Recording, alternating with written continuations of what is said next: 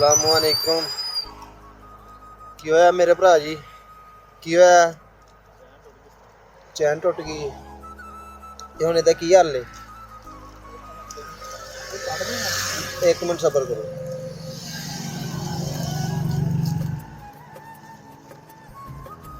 आ फड़ो खोलो। चैन कवर भी खराब ना होए ना। थोड़ा डिंगा हो गया, सीधा कर लेना वा, इन्हू होए ना उम्मीद ते बड़ी है।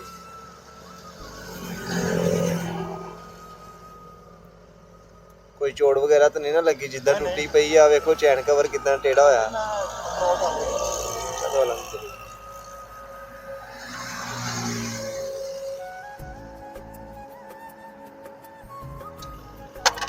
सीधा ते होया ना इंशाअल्लाह।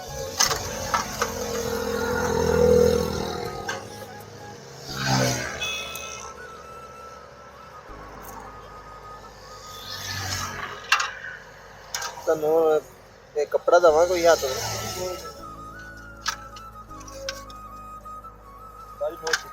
ਤੁਹਾਨੂੰ ਮਕੈਨਿਕ ਤੱਕ ਵੀ ਹੁਣ ਛੱਡ ਦਿੰਨੇ ਆ।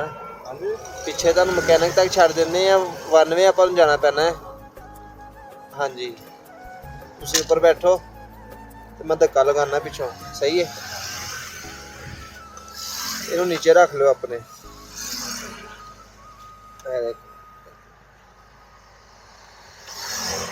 कर लो बस ये है कि चलो इतने नीचे रखो इन्हें। एक मिनट मैं कपड़ा देना। लै लो कपड़ा साफ कर लो।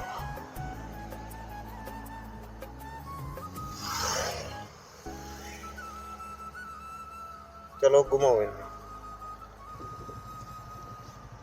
ऐ वाली ऐ ही है